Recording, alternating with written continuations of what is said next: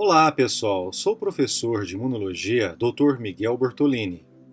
Imunologia é top, é tech, é essencial para as nossas vidas. Vamos desmistificar a imunologia? Então venham comigo! Olá pessoal, tudo bem? Eu sou o professor Miguel Bortolini e hoje vou apresentar para vocês técnicas de imunoensaios. Definições: imunoensaios ou testes sorológicos. Técnicas para detecção e quantificação de antígeno e anticorpo, ou outras substâncias que desempenhem o papel de antígeno no ensaio, tais como drogas, hormônios, citocinas e etc. Período de janela: período que decorre entre a infecção e o início da detecção de um antígeno ou anticorpo. Soroconversão: viragem, mudança no estado sorológico de um indivíduo. Introdução, então, pessoal. Nas últimas décadas, os imunoensaios se tornaram uma das tecnologias padrões em medicina laboratorial. Houve grande desenvolvimento na produção dos anticorpos e antígenos empregados nos ensaios, bem como dos analisadores automatizados. Esses avanços agregaram sensibilidade, que nós vamos discutir aqui na aula, e especificidade também, e acurácia também, e rapidez na realização dos testes. Então, existem vários tipos aqui de imunoensaios: precipitação, aglutinação, ensaio lítico, ensaio de imunofluorescentes. Existem vários imunoensaios: precipitação, aglutinação, ensaios líticos, ensaios imunofluorescentes, ensaios imunoenzimáticos, nós vamos falar bastante no início de ensaios imunoenzimáticos, e ensaios quimioluminescentes. Evolução dos imunoensaios. Então nós tínhamos ensaios sorológicos de primeira geração, formato indireto, lisado viral na fase sólida do ensaio e baixíssima sensibilidade e especificidade.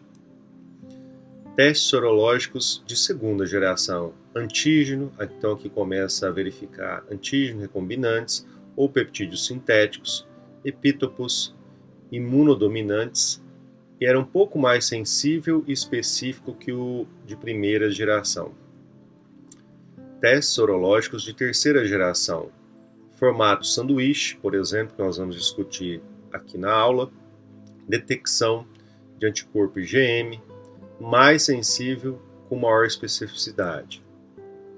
Teste sorológico de quarta geração, detecta antígeno e anticorpo, o combo, formato sanduíche, maior sensibilidade que o anterior e maior especificidade que o anterior. Então, hoje, 2020, a gente tem técnicas, sorológicas, aqui, testes sorológicos, imunoensaios, muito melhores do que 50, 60 anos atrás. Escolha do imunoensaio. A gente gostaria que a gente tivesse um altamente sensível, 100% sensível, 100% específico, com altíssima acurácia, Mas não é isso que acontece. Então a gente tem que pegar um imunoensaio para aquele alvo em específico, que a gente consiga uma alta sensibilidade, uma alta especificidade e uma excelente acurácia, o melhor possível. Falaremos de sensibilidade e especificidade mais para frente na aula. Por hora nós vamos falar um pouquinho de acurácia. Acurácia é eficiência, precisão diagnóstica, concordância global dos resultados verdadeiros positivos e negativos. Ou seja, conseguir separar quem é positivo e quem é negativo.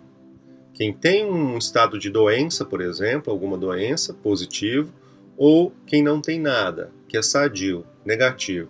Em indivíduos com infecções, proporção de diagnósticos corretos. Isso que é importante, proporção de diagnósticos corretos.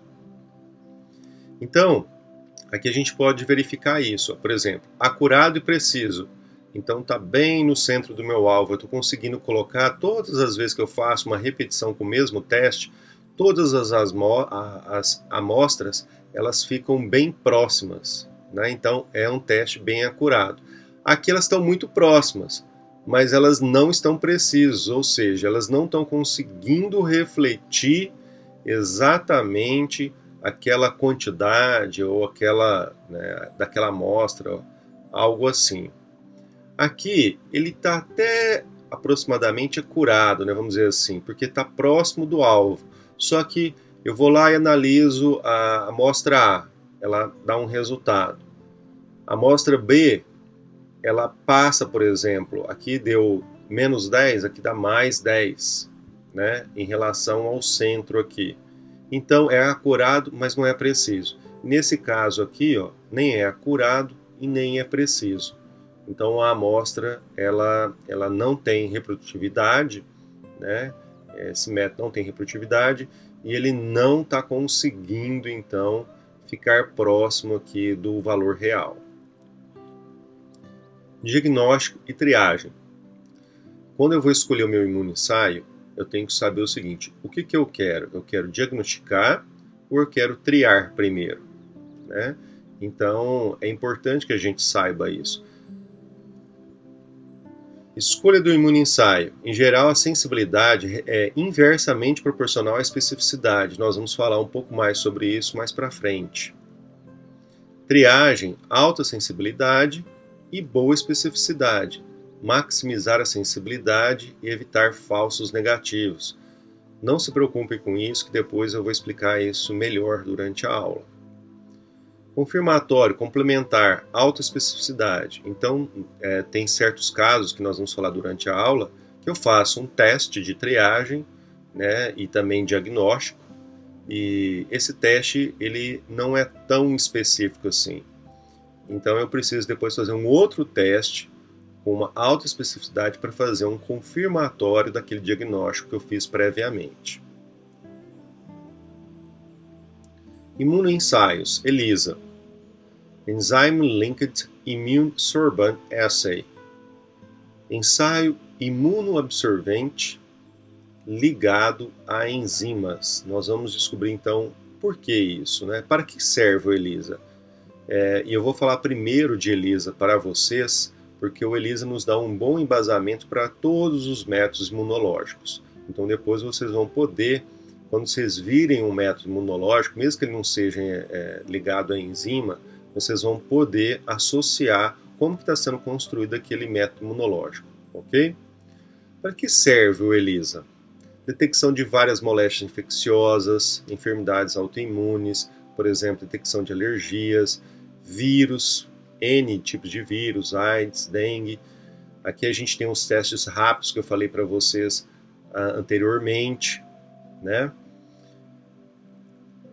Geralmente, tudo que ativa o sistema imune produzindo anticorpo e ou que tiver proteínas disponíveis em fase líquida, geralmente. Mas em alguns casos eu posso até identificar, se for possível, substâncias que não sejam aí um desses dois. ELISA. Ensaio em fase sólida, suporte imunoabsorvente. Anticorpo ou antígeno marcados com enzimas. O ELISA ele é um método imunoenzimático, então vai ter que ter sempre uma enzima no meio para realizar uma reação enzimática. Colorimétrica. Complexo resultante possui atividade imunológica. Aqui nós temos a enzima conjugado, então imunoenzimático, por exemplo, pode ser um anticorpo ou antígeno conjugado com uma enzima, por exemplo.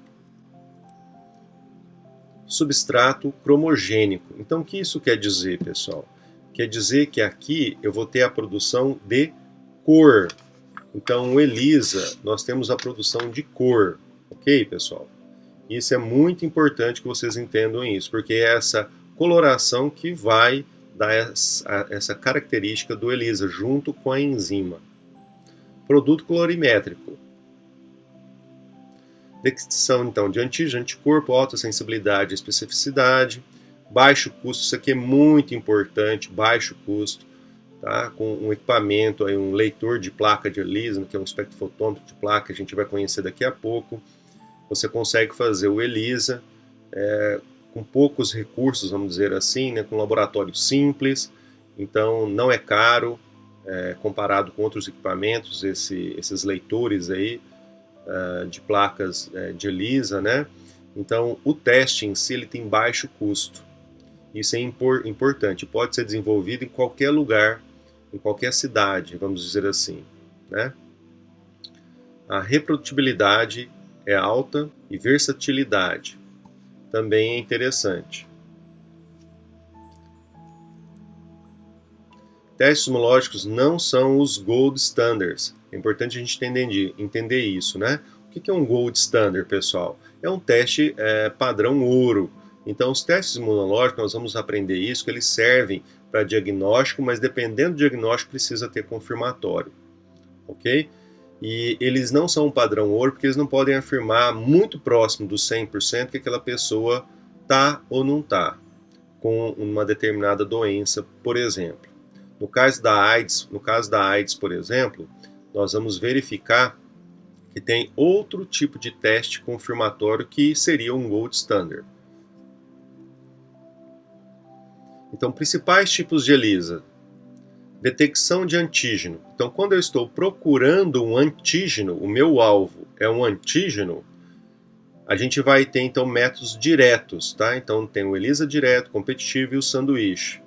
Nesse caso aqui, eu estou procurando o antígeno. Então, toda vez que eu estou procurando antígeno, é direto. Quando eu estou procurando anticorpos, ou seja, marcadores de imunidade humoral, né, adquirida no ser humano, por exemplo, ou em qualquer outro animal, aí os métodos são indiretos. Aí nós temos indireto competitivo, sanduíche indireto e de avidez também. A gente vai verificar isso. Principais tipos de ELISA. Você já tinha ouvido falar em ELISA? Você conhece a técnica de ELISA? Você já fez algum exame que utilizou essa técnica ou o mesmo princípio? Se sim, quando? Qual e para que foi? Aqui nós temos então dois diferentes tipos de equipamentos que fazem leitura, né, são espectrofotômetros de placa. Vocês podem verificar aqui, ó, fazem leitura então de placas. Essa cor que está aqui é o cromógeno, é uma substância que vai gerar essa cor aqui após a reação enzimática. Tá? E nós vamos falar também dessa substância. Aqui nós temos os tipos de placas, tá? Para ser utilizado. A mais comum é essa daqui, ó, que tem 8, né? Nós temos 8 na vertical, 8 poços na vertical, com 12 poços na horizontal, se a gente estivesse olhando essa placa ao nível dos olhos, né? Aqui está a placa, ok? Então, cada parte dessa placa a gente chama de poço, carinhosamente chamado nos laboratórios de pocinhos, né, porque são bem pequenininhos, cabem aqui de 50 microlitros, a reação deve ter até 200 microlitros, né, é bem pouco. E isso é bom porque se gasta pouco reagente, né, e produtos também ali ligados à reação de ELISA. E eu posso fazer, por exemplo, 96 de uma vez só, uma reação. É claro que, dependendo do tipo de ELISA, a gente vai gastar alguns tipos de pocinhos aqui, com alguns pocinhos com os padrões. Agora nós vamos ver então o ELISA direto. No ELISA direto, o que se procura é o antígeno, o alvo é o antígeno. Nessa perspectiva, quando eu jogo então o soro do paciente, vocês vão verificar que vai grudar nesse pocinho aqui, vai grudar proteínas, tá? Aqui a gente está mostrando só na parte de baixo, mas na realidade esse pocinho ele enche quase até o teto aqui, se for na quantidade máxima, que é 200 microlitros. E então vai grudar proteínas aqui, vai aderir então na placa aqui de ELISA, tá? No pocinho aqui. E aí o próximo passo de quem vai realizar, né? É uma lavagem, então tem uma máquina que ela pega, você coloca essa placa lá, ela tem 96 canuletas, né? Que ela vai então colocar canuletas duplas, que uma ela joga água, com a outra ela suga essa água. Então ela lava essa placa aqui em pouco tempo. Dá para lavar a mão, professor? Dá, mas daí você vai ter que pegar a água, colocar a água em cada pocinho desse, tá? E virar a placa várias vezes, ou seja, vai dar um trabalho muito grande, né? É contraproducente. Então você jogou o soro, o antígeno grudou na placa, como não só o antígeno específico, mas um monte de proteína grudou na placa. E aí a gente precisa preencher essa placa aqui, né? As lacunas que não grudou nada nessa placa, ok? A gente joga uma solução bloqueadora. O mais barato, por exemplo, é leite desnatado da marca Molico. A gente pega um pouquinho, dilui, né, em água e depois joga aqui e lava de novo, tá? Naquela máquina que eu falei para vocês. E aí a gente vai jogar então um anticorpo conjugado com a enzima. O anticorpo específico ele vai procurar exclusivamente antígeno, ok? E ele se gruda então. Depois eu jogo o substrato e o cromógeno, que vai ter uma reação colorimétrica. E aí eu vou levar então essa placa, né, para ser, eu vou levar essa placa então para ser lida lá no leitor de microplaca, né? Então vai passar uma luz polarizada, eu vou colocar lá, vai passar uma luz polarizada por cima do poço ou por baixo, vai depender, por baixo no poço, né, por exemplo. E aí vai ter um sensor que vai captar essa luz. Parte dessa luz, se tiver cor, vai ser perdida, né? E com essa relação de diferença entre o que foi emitido e o que foi recebido de luz polarizada, a gente depois consegue, eu vou explicar para vocês mais para frente, mas a gente vai conseguir aí saber se tinha ou não tinha antígeno. Se não tiver antígeno aqui, pessoal, como eu vou lavar essa placa, toda vez que eu tiver uma reação aqui, ó, né? Todas as vezes que eu tiver uma reação, eu lavo a placa. Jogo o soro, lavo a placa. Jogo a solução bloqueadora, lavo a placa. Jogo o anticorpo com enzima, lavo a placa. E aí só a última, né, do cromógeno com substrato, que eu não vou lavar a placa porque eu quero ler. Mas daí eu jogo. Se por um acaso faltar anticorpo aqui, ou seja, não tinha antígeno, não vai ter anticorpo aqui, porque eu vou lavar tudo.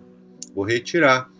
Então o que vai acontecer? Quando eu jogar o substrato com o cromógeno, não vai ter enzima, porque não tem anticorpo, porque não tinha antígeno.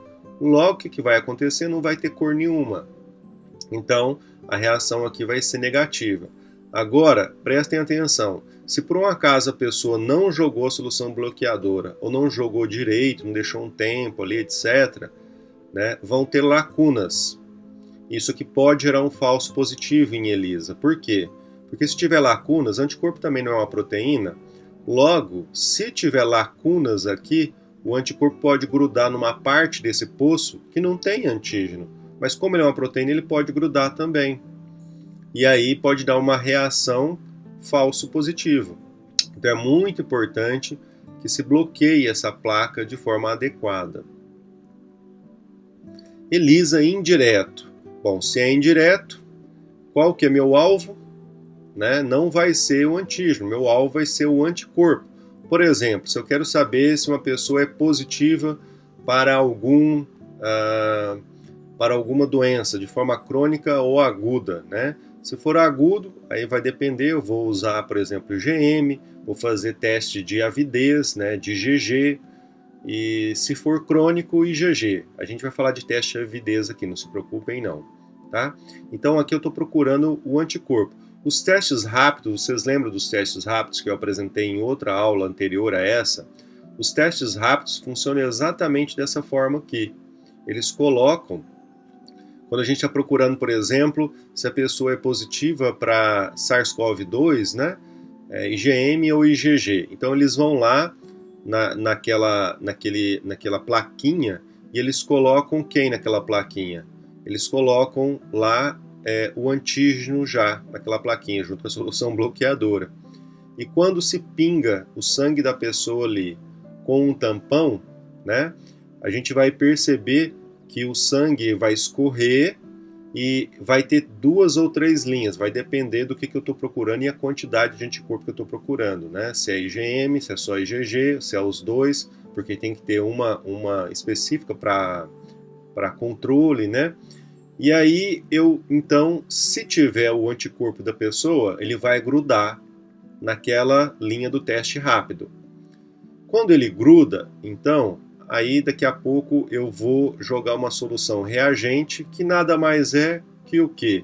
Um anticorpo o anticorpo nessa parte FC aqui de seres humanos. Então esse anticorpo aqui, ele não pode ser de ser humano, né? Tem que ser de outro animal. E ele é específico para essa porção FC, então ele vai vir e vai grudar aqui. Seja para IgM, aí tem que ter anticorpo específico para IgM, ou IgG, aí específico para IgG. Ele gruda aqui, né? Quando eu jogo aquele anticorpo, então, junto com a enzima, já se joga também o cromógeno, né? E aí a gente espera lá 10 minutos, 15 minutos, 5 minutos, vai depender muito do teste. Daqui a pouco aparece uma linha colorimétrica lá no teste. E vocês vão perceber que a linha sempre vai aparecer no controle. Numa linha lá, quando tiver escrito controle, sempre vai aparecer. Se não aparecer, porque o teste não pode ser utilizado, porque aquilo é justamente para saber se o teste está funcionando.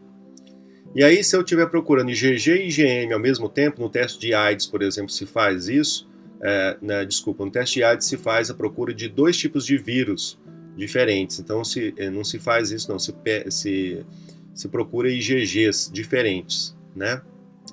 Então, mas no teste do SARS-CoV-2 se faz isso.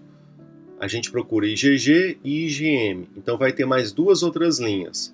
E aí, se por exemplo a linha da IgM ficar colorida, é porque a pessoa também ela está produzindo IgM anti-SARS-CoV-2. Possivelmente ela está com uma infecção aguda de menos de 1 ano, né? E quando naqueles testes rápidos ali, possivelmente isso aí é menos de 2, 3 meses. Porque como eles não têm uma boa aderência, tem pouco antígenos ali colocado, né, eles não são assim tão bons para identificação como é um ELISA.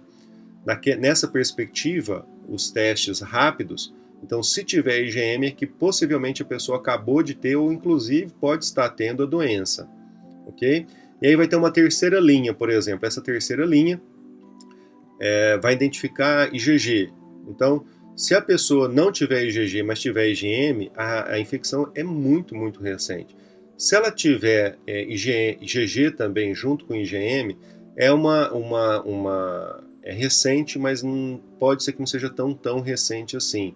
Mais de 1 mês, 2, vai depender, né? O teste rápido não é tão preciso. Aqui no ELISA já é mais preciso quanto a isso, tá, pessoal? A gente pode fazer diferentes tipos de ELISA e aí predizer com mais precisão, vamos dizer assim, o tempo que a pessoa está com aquela doença, ok? Por exemplo, eu vou colocar aqui para vocês mais para frente na aula sobre toxoplasmose, que é tão comum durante fazer esse teste durante a gestação, né? Então, agora segue o mesmo padrão, tá, pessoal? Do direto. Coloco lá o substrato com cromógeno, espero, né? Só lembrar a vocês que cada uma dessas fases aqui, coloquei o antígeno, lavo, coloco solução bloqueadora, lavo, coloco o soro, né? E lavo. Aí eu vou colocar o anticorpo, que vai reconhecer o anticorpo aqui no soro da pessoa, com a enzima, lavo, coloco o cromógeno e substrato, e aí eu não lavo. Aí eu vou esperar um pouco a reação ocorrer, que é uma reação colorimétrica, então essa enzima vai ter que quebrar o substrato e vai gerar a cor aqui no cromógeno, e aí depois de um certo tempo eu vou levar lá no microleitor, no leitor de microplaca, né? ELISA sanduíche direto ou duplo anticorpo. Então aqui a gente tem, por exemplo, esse outro tipo de ELISA. Coloquei então um anticorpo, coloquei aqui no caso a solução bloqueadora e o antígeno, tá? Se aqui está direto é porque eu estou procurando algo que é antígeno e não anticorpo. Na realidade, o que eu coloquei aqui, se eu estou procurando antígeno, coloquei aqui então um soro, por exemplo, de uma pessoa, procurando se ela tem um antígeno para uma determinada proteína. O NS1, por exemplo, da dengue, né, que é uma proteína da cápsula viral, eu posso, talvez, fazer, né, com ELISA sanduíche direto, porque lá eu estou procurando uma proteína que dura alguns poucos dias, né, quando você é infectado com o vírus da dengue. Aí eu coloco, então, o anticorpo conjugado com a enzima, sempre tem que lavar, hein, pessoal, não esquece não. Exceto agora, que eu vou colocar o substrato com cromógeno, e aí não vou precisar lavar, porque na realidade agora eu vou ter que esperar um tempo, levar lá para o leitor de microplaca para que ele possa ler a minha reação, né?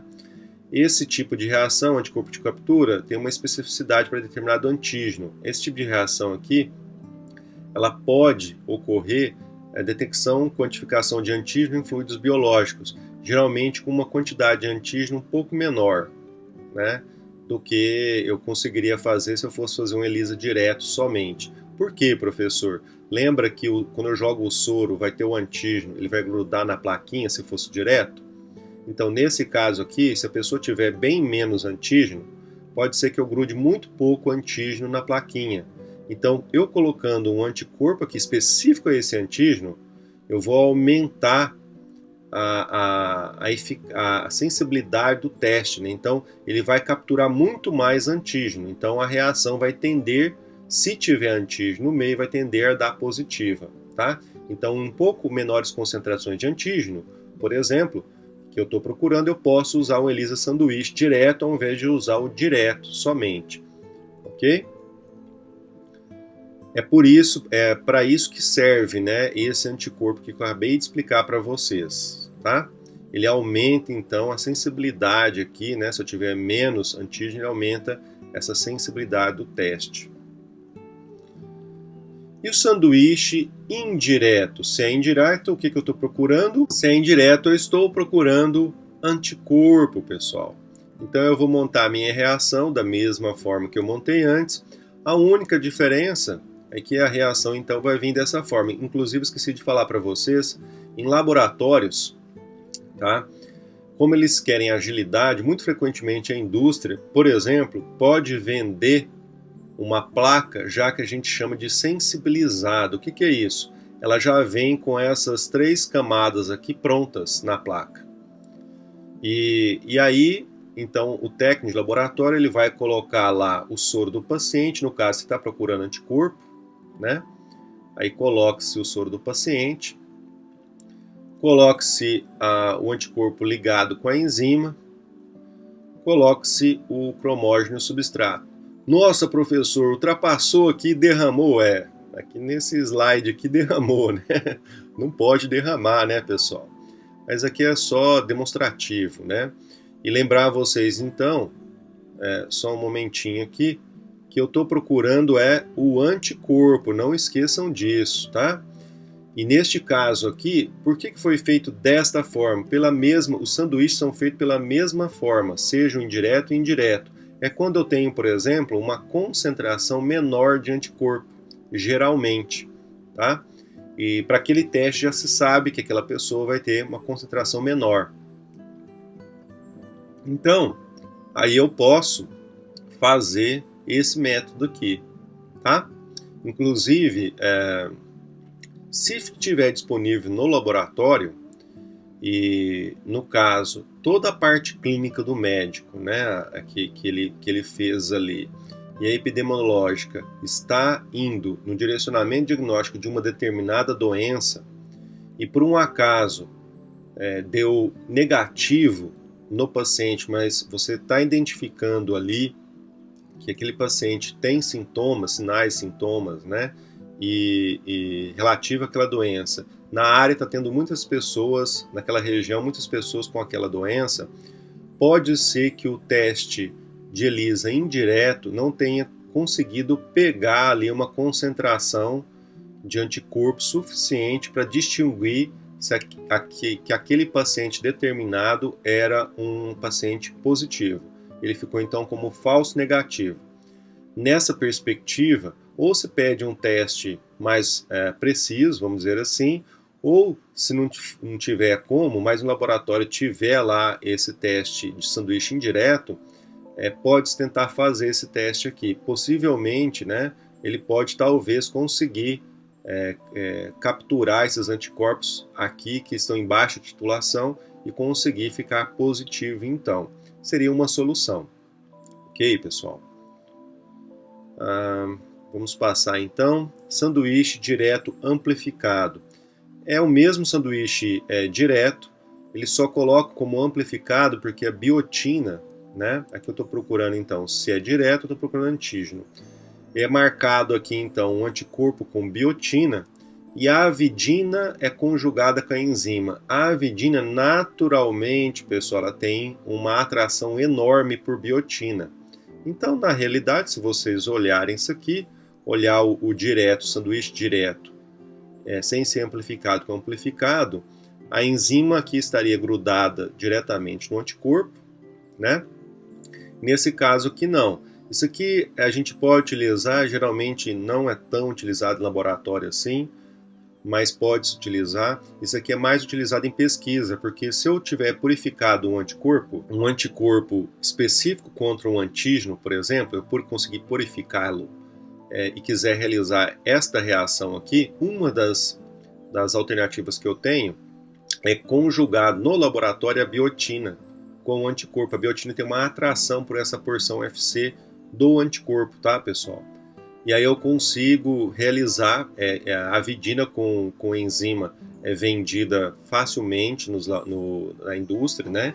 Então daí eu consigo conjugar isso e realizar minha reação que não estaria disponível, por exemplo, comercialmente.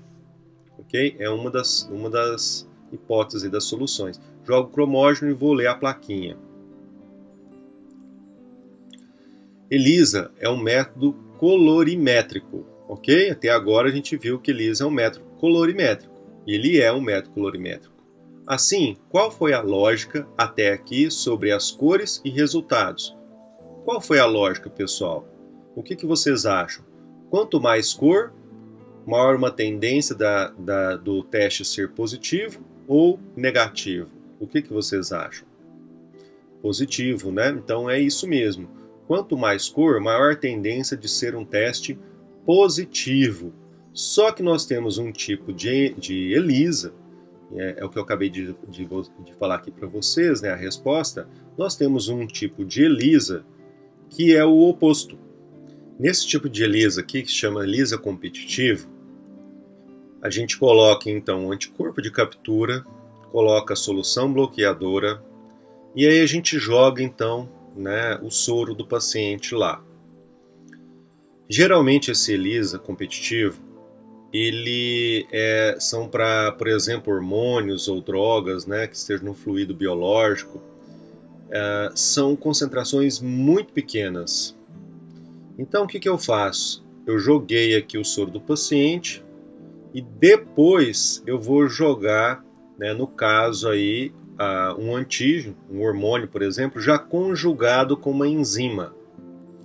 Então a reação vai ocorrer estritamente onde tiver o antígeno conjugado com a enzima. Ok, pessoal? Então veja bem, por que aqui o pensamento é o contrário?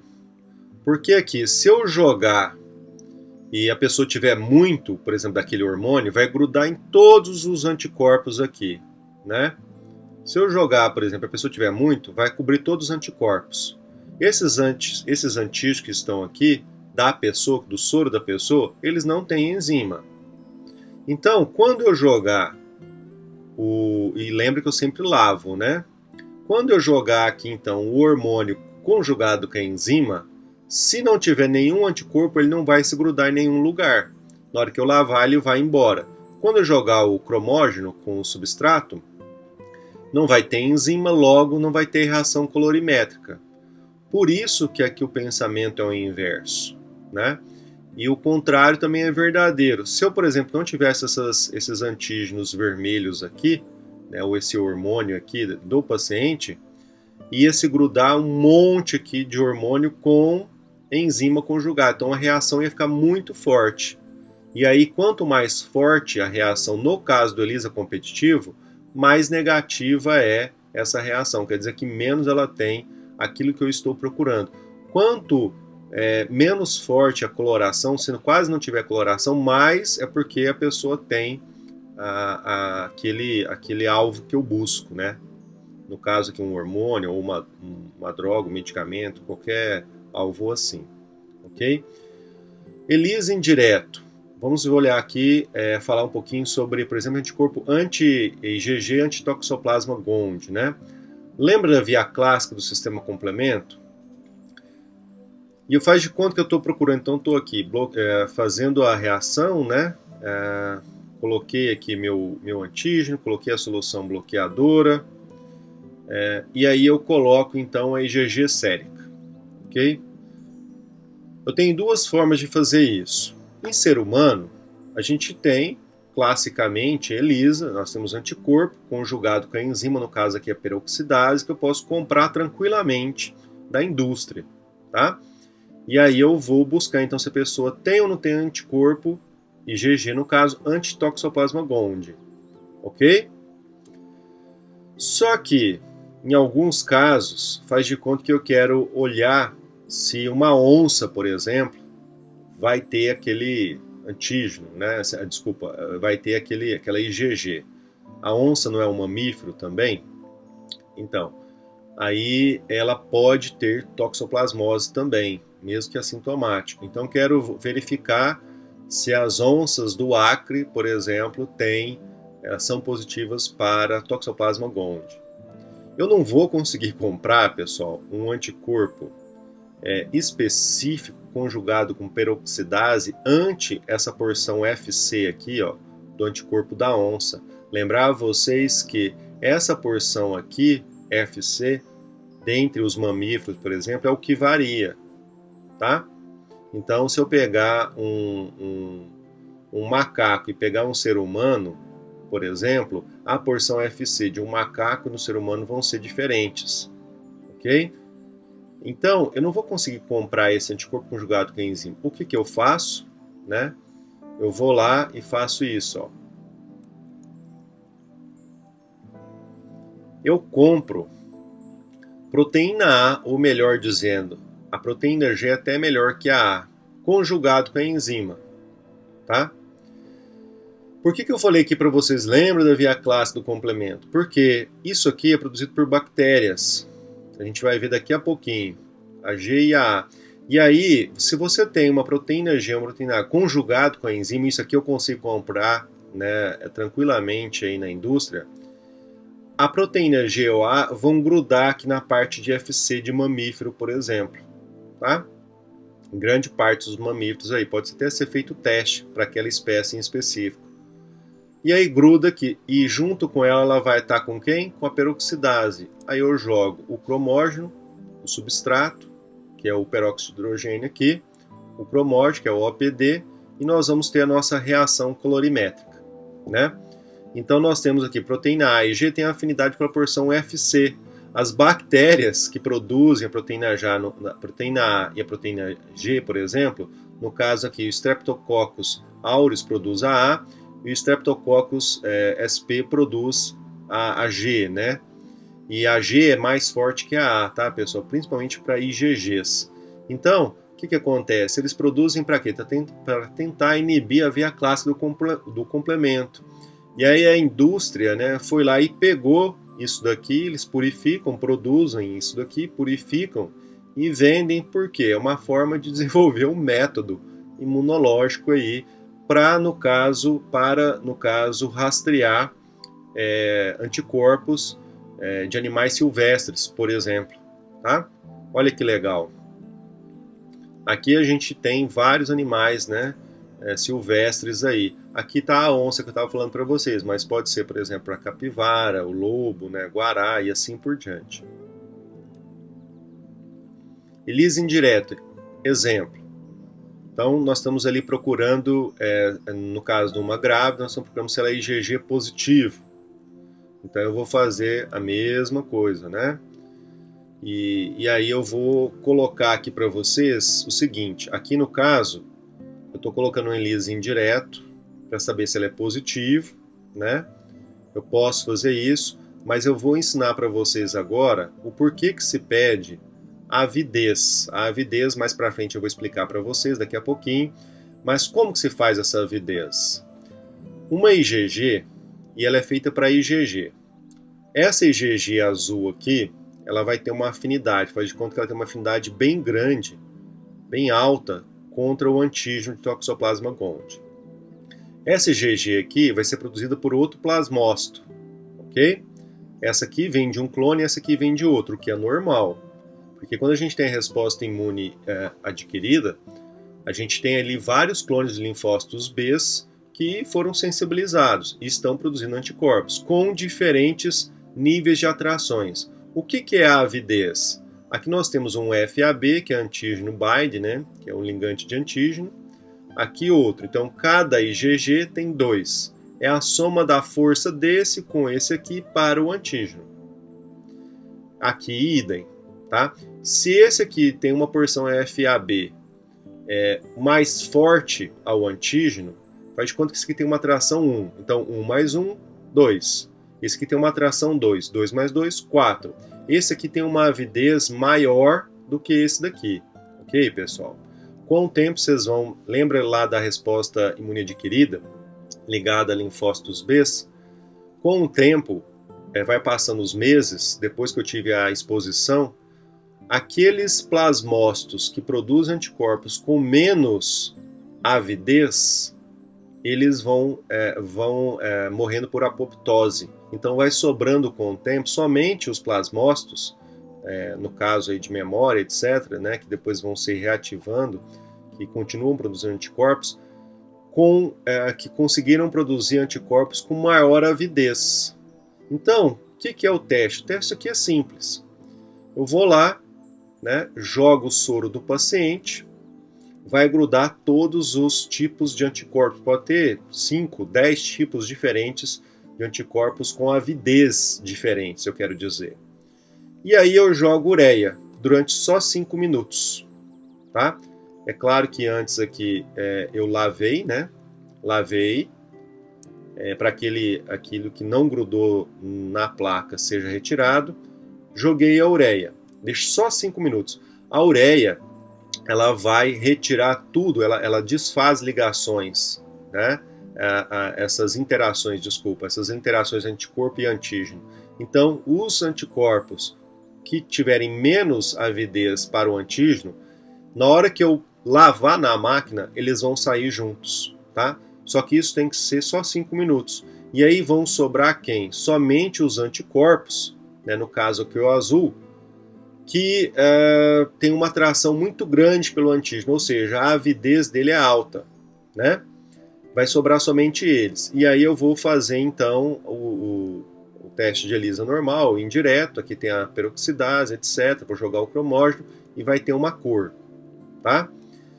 Então quer dizer, quanto mais forte essa cor, é porque eu tinha mais essa IgG azulzinha aqui, que tem maior avidez.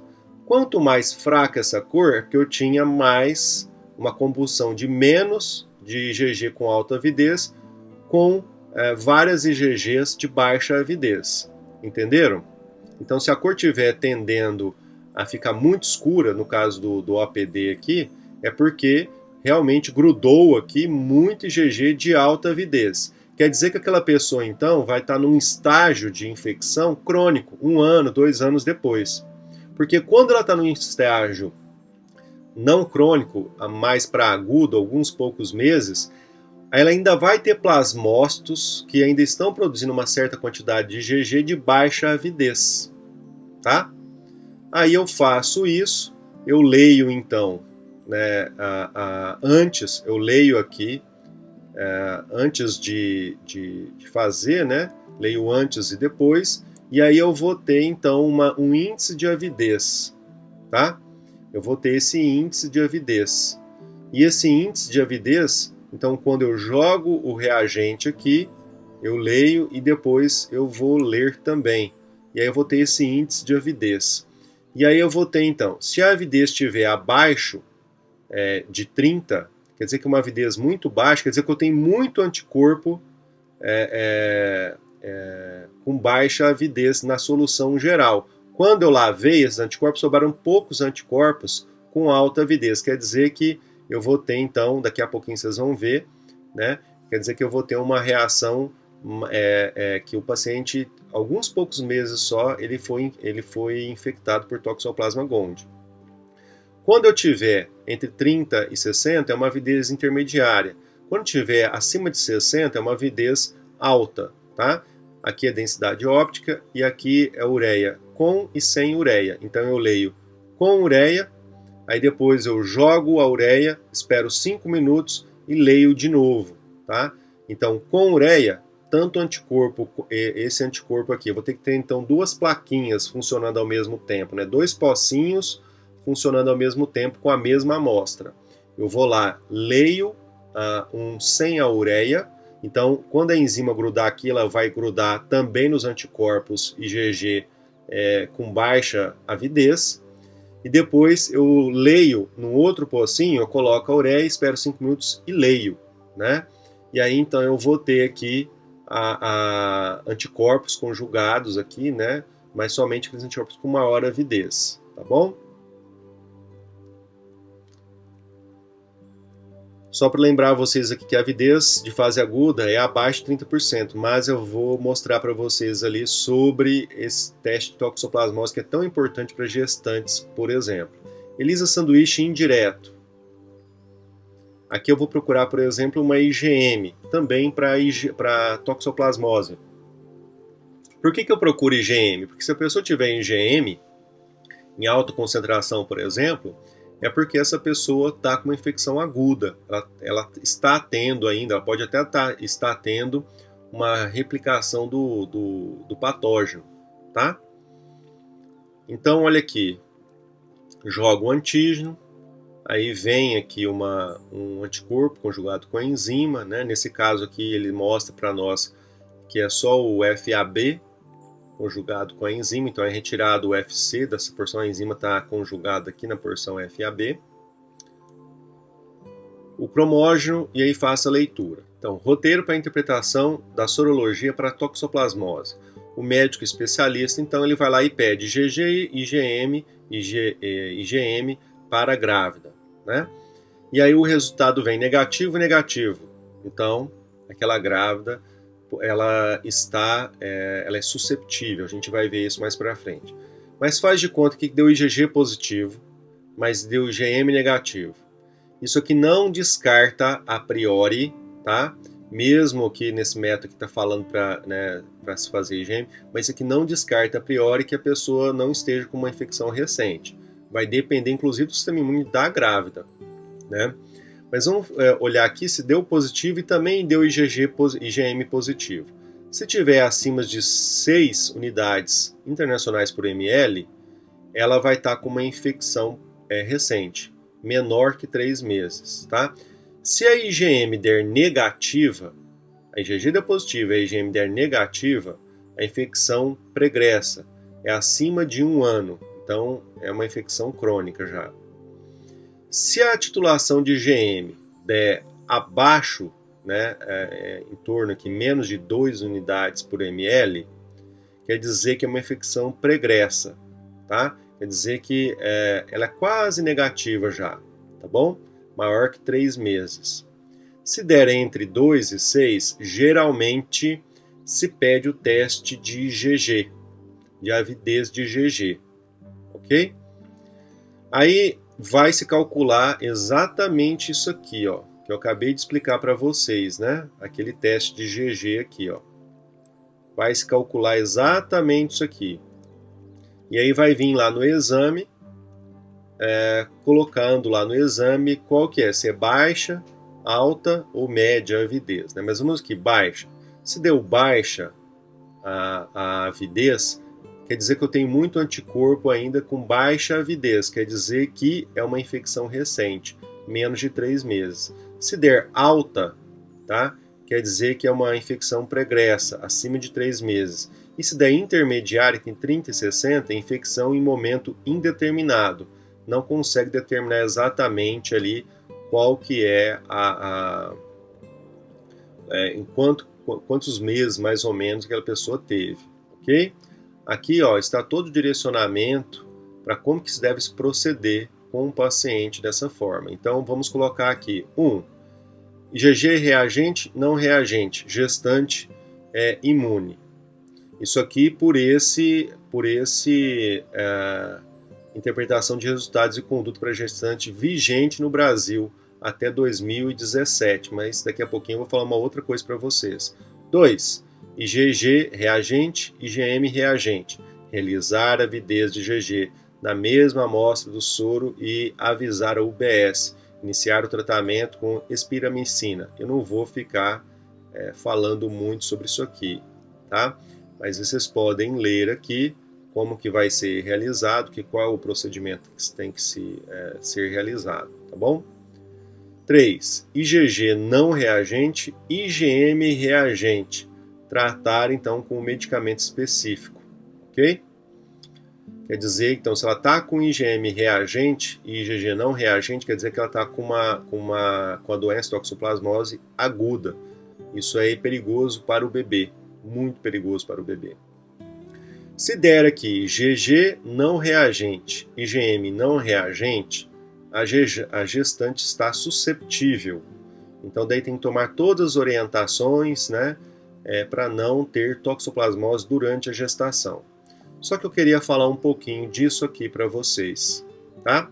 Especificamente aqui quem estiver assistindo essa aula, que for graduando ou já for médico ou enfermeiro, porque o enfermeiro também passa muito desse conhecimento, né, nos PSFs, nas UBSs, para o paciente. Então vamos lá.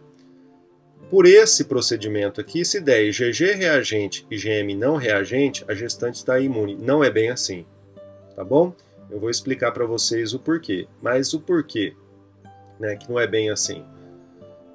Aqui nós temos, por exemplo, um artigo, né, recente de 2017, persistência ao longo da vida de cistos de toxoplasmose, uma questão de dogma.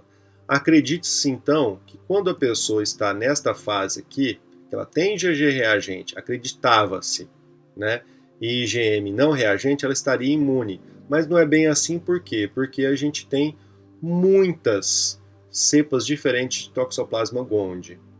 Em países nórdicos, geralmente a gente tem uma que domina, como a ME49 na Europa. Aqui no Brasil, não. Aqui no Brasil nós temos muitas cepas que não são essas clássicas, né? Que tem aqui no Brasil quase que exclusivamente. Então, não necessariamente, se uma gestante estiver com um anticorpo anti-Toxoplasma gondii, IgG, ela vai estar protegida, tá? Porque a gente tem cepas com diferentes tipos de virulência. Então, se ela pegar eu vou mostrar aqui para vocês o resultado. Se ela pegou um tipo, né, ela entrou em contato com um tipo de cepa, menos virulenta, por exemplo, e depois de 2, 3 anos ela entrou em contato com outro tipo de cepa, ela pode ter toxoplasmose de novo, né? Isso pode ser prejudicial ao bebê. Então, o declínio da soroprevalência, nesse caso aqui realizado, recentemente observado em muitos países, pode contribuir para explicar a perda de imunidade. Abordamos as consequências potenciais desse fenômeno caso persiste e piore. Aqui eles colocam, por exemplo, que isso é verdade também, que com o tempo a pessoa vai perdendo aí um pouco a capacidade de produzir anticorpos, né? Embora o Toxoplasma gondii ele possa recidivar o mesmo, né? E aí ele recidiva um pouquinho, vai lá e causa alguma reação, e aí células vão produzir mais anticorpos, né? Mas vejam bem, aqui é um outro artigo de 2019, publicado na Frontiers in Veterinary Science. Transmissão congênita de Toxoplasma gondii após reinfecção experimental com cepas brasileiras típicas em ovinos cronicamente infectados, tá? Então, o ovino já estava infectado por uma cepa. Depois que estava tudo ok, com alta titulação, né, grande avidez de IgG, não tinha mais IgM, eles reinfectaram com uma cepa típica aqui do Brasil. E o que aconteceu? O ovino, durante a gestação, né, do bebê ovino, ela, no caso, né, desenvolveu toxoplasmose congênita. ok? Eu lembro que em 2013 eu fui num congresso só sobre toxoplasmose e um dos pesquisadores que estavam lá era um doutorando, ele estava apresentando o trabalho dele, que eles pegaram gatos, né, domésticos, já positivados, que é onde é o hospedeiro definitivo do toxoplasmose, né, do Toxoplasma gondii, e o gato então fica espurulando os cistos nas fezes, né? E depois de uns 2 anos ele quase não tem mais, ele não consegue mais, o toxoplasma não consegue mais desenvolver o cisto, então vai ter muito pouco ocisto nas fezes daquele gato determinado. O que eles fizeram? Reinfectaram com uma cepa diferente da cepa que o gato estava infectado. E aí o gato começou então a defecar, né, com alta concentração de ocisto de Toxoplasma gondii. Então lá já em 2013, num trabalho brasileiro, que aqui nós temos 2 pesquisadores referências, né, no mundo para isso, ou 2 grupos, né, referências no mundo, talvez até mais hoje. Em 2013 eram só 2 mais referências assim, que são aí, né, que pesquisam grandemente sobre toxoplasmose.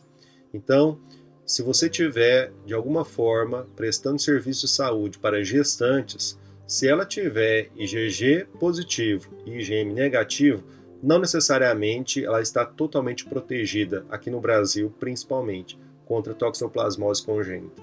Ok? Tem que tomar os mesmos cuidados, a gestante tem que tomar o mesmo cuidado como se fosse susceptível, independente aí de estar IgG positivo somente ou não. Então, o que foi demonstrado? Que a reinfecção e subsequente transmissão congênita ocorreu em uma ovelha com infecção primária de BR1 desafiada, que é uma cepa, né, com um genótipo de BR3, de Toxoplasma gondii, que é outra cepa. Ok? Ciência trazendo a luz, né?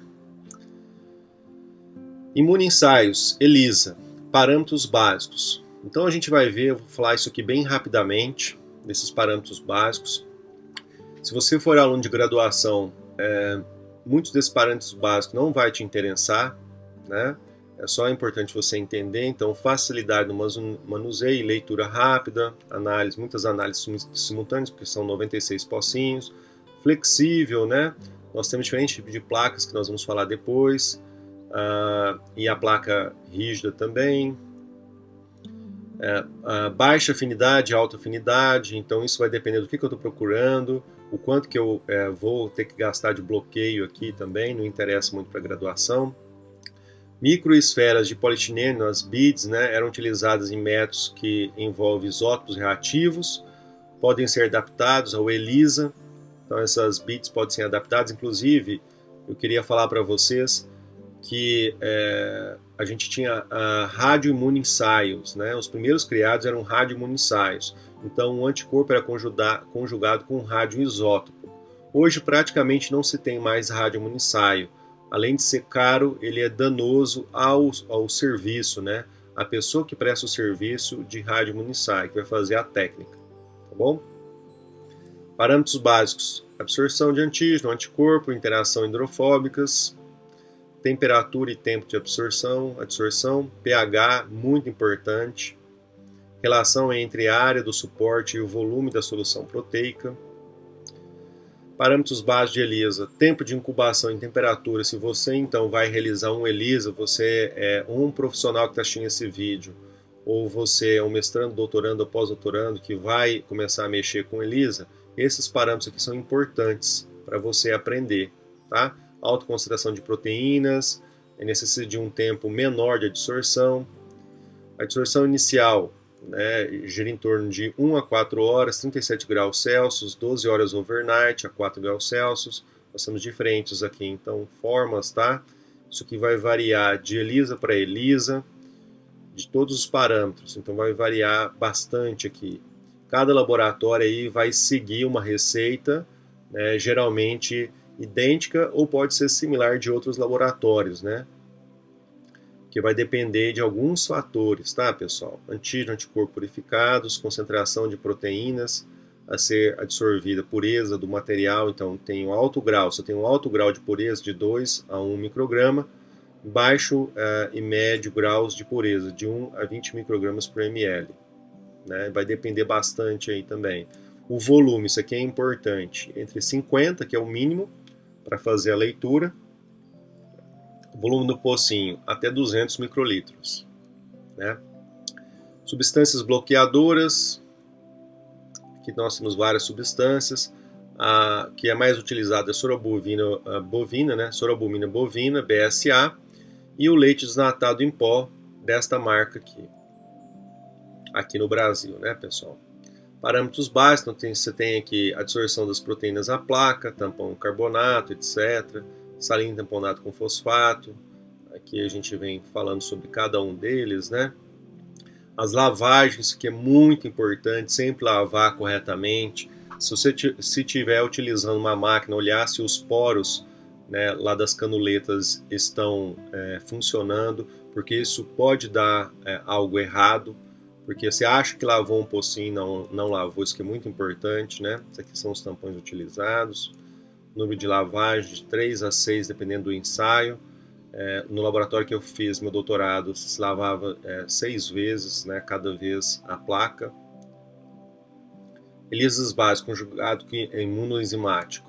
A diluição, então depende do título máximo, da marca, do tipo de enzima. Por isso que eu falei para vocês que em cada laboratório, às vezes eu estou usando uma marca de anticorpo diferente, eu já vou ter que adaptar meu ELISA tempo ou pH, alguma coisa assim, para melhorar o ELISA no meu laboratório, tá? Ou para aquela marca. Enzimas e substratos, específicos enzimas, né? Substância cromógena, a leitura, como que é feita. Nessa parte aqui, aí se você for da graduação é interessante, você só dá uma olhada por cima também. Aqui nós temos, por exemplo, peroxidase, que dá origem, né, rabanete branco, o tamanho molecular, o pH ideal, o substrato que ela utiliza, peróxido de hidrogênio, né? Aqui nós temos as cores diferentes, esqueci de falar aqui para vocês. Cada um desses cromógenos aqui são os 4 mais utilizados, eles têm cores diferentes, né, que eles geram, né? Aqui tem alguns exemplos. Aqui nós temos fosfatase alcalina. Depois, se você for aluno de pós-graduação ou técnico, você pode dar uma olhada para o vídeo, olha bem, né, as especificações de cada um dessas enzimas e seus cromógenos, né? Agora isso aqui volta a interessar tanto a quem for de pós-graduação ou técnico que vai realizar, quanto a quem for da graduação. Interpretação dos resultados, tá? Linha de cutoff discrimina o que é negativo de positivo. E negativo aqui para nós é quem não vai ter aquela, no caso, né? Geralmente que a gente procura, geralmente é pessoa sadia. Okay? Então, se eu não achei um anticorpo e não achei um antígeno específico para um vírus, quer dizer que a pessoa não tem a doença. Geralmente é uma pessoa sadia, senão deu um falso negativo, né? Então, a gente vai falar bastante sobre isso. O valor de densidade óptica. Então, o cutoff é um limiar, a gente vai ver isso. O DO é média dos cortes negativos, a gente vai ver isso aqui diretamente, tá? Que é 2 a 3 desvios padrões, eu vou explicar isso para vocês. O número de desvio padrões, né, garante o nível de confiança do resultado em relação ao erro, né, a confiança aqui, a porcentagem de confiança, e a gente vai ver isso daqui a pouquinho, tá? Eu fiz uma reação, aí depois eu vou explicar isso para vocês melhor, já num exemplo, inclusive de uma leitura de uma placa do meu doutorado, né? Se eu, por exemplo, deu a média dos controles deu 0,08 e meu desvio padrão deu 0,05, então eu vou somar 0,08 mais 0,005, vai dar 0,085, né? Qual que é a minha confiança se eu pegar um cutoff de 0,85, que é o 0,08 mais 0,005? Qual que é a minha confiança? 68%, é muito baixa. Por isso que aqui pega-se pelo menos 2 desvios padrões, se soma, né? Então, se a minha média do meu resultado do controle, eu vou explicar daqui a pouquinho para vocês, ela deu 0,08, mais, e o desvio padrão deu 0,005, se eu somar um desvio padrão, vai dar 0,85, eu vou ter uma confiança só de 68%. Por isso que eu já, no mínimo, somo 2, que vai subir para 0,90, né? E eu vou ter uma confiança de 95%. Em alguns casos, 3, 99%. Então, vai subir para 0,095, né? Se eu somar 3 desvios padrões, porque a minha média é 0,08, né? Então, vai dar 0,095. E aí eu vou ter então 99% de confiança. Em pesquisa, como a gente às vezes quer garantir que um camundongo esteja infectado para algum patógeno, no caso Toxoplasma gondii, né, que eu fiz meu doutorado, a gente coloca até 5 desvios padrões. Então, se a média do controle foi 0,08 ou 0,080, melhor dizendo, né, mais 5 vezes o desvio padrão, se cada desvio padrão é 0,005, eu vou somar vezes 5, vai dar 0,105. Eu vou ter uma confiabilidade de 99,8% aproximadamente. Então, em pesquisa, a gente quer saber, se a gente for fazer uma intervenção com algum medicamento, alguma coisa em algum animal, né, a gente quer ter certeza que ele foi infectado, tá? Então, a gente usa um cutoff bem acima, ok? Então aqui a gente tem diferentes tipos de cutoff, 68% com um desvio padrão, 95% com 2 desvios padrões e 99% com 3 desvios padrões. Isso aqui pode variar de laboratório para laboratório e de método para método, tá bom, pessoal? Aqui que eu estava falando para vocês, isso aqui é uma leitura, tá? Tem 96 pocinhos aqui. Aqui nós temos, então, o negativo aqui. O que é negativo? Né? Aqui nós não temos, só temos água. Tá? Aqui a reação inteira do ELISA foi feita com água, ok? Então nós temos o controle negativo. Aí aqui que deu uma leitura bem alta, né?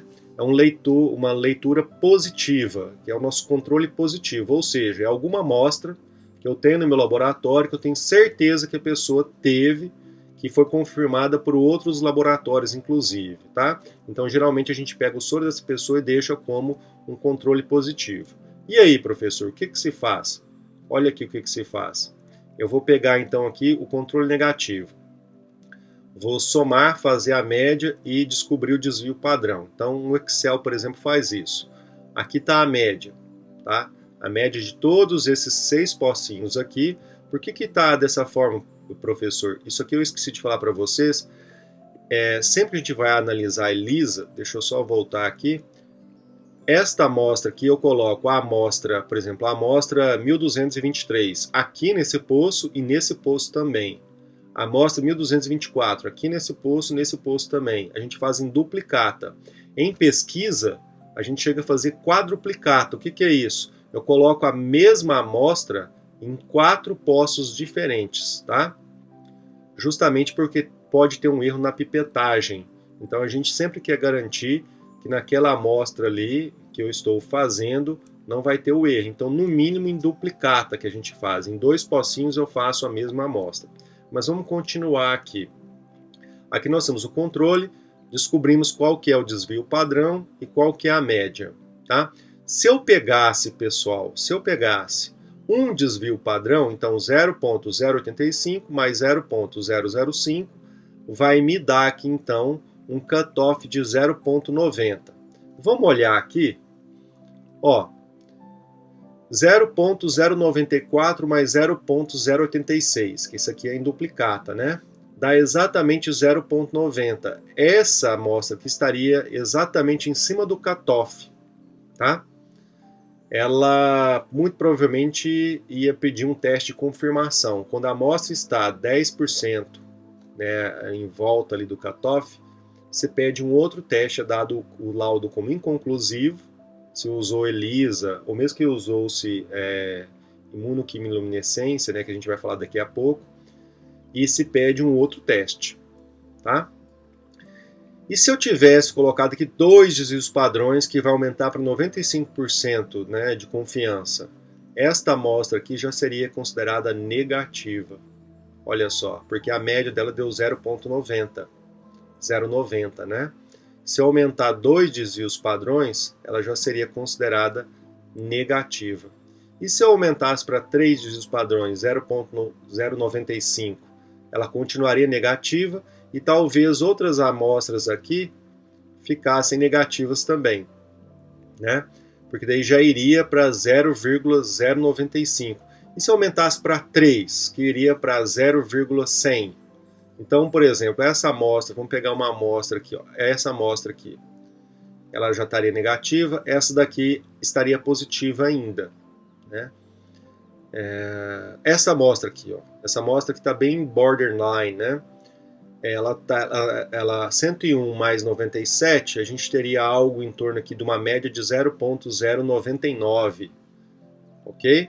Então, ela, se eu usasse 2 desvios padrões, que seria 0,85 mais 0,005, daria em torno de 0,095, esta amostra aqui ela seria positiva. Mas se eu pegar 3 desvios padrões, agora isso aqui pularia para 0,100, como a média que deu 0,099, ela seria considerada negativa, tá?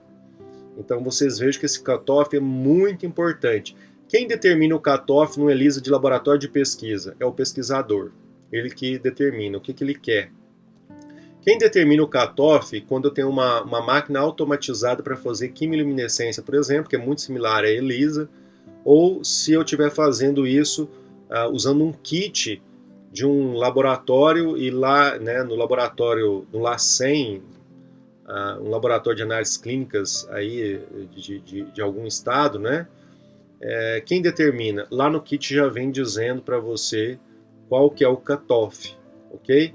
Então lá no kit já vem quando é kit já vem isso pronto. Se é pesquisa, o pesquisador tem que determinar isso no laboratório ou ele pegar um artigo, né, imitar uma técnica de outro laboratório que tenha feito a mesma coisa que ele, ok?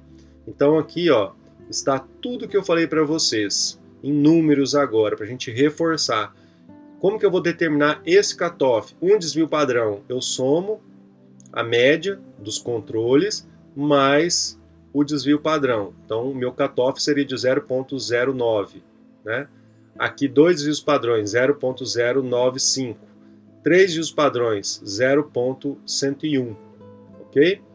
Então, aí, várias amostras aqui que vocês forem fazer, a soma, essas aqui, por exemplo, se for 3 desvios padrões, ela vai dar negativa. Se for 1, ela pode dar positiva. E assim por diante. Ok, pessoal?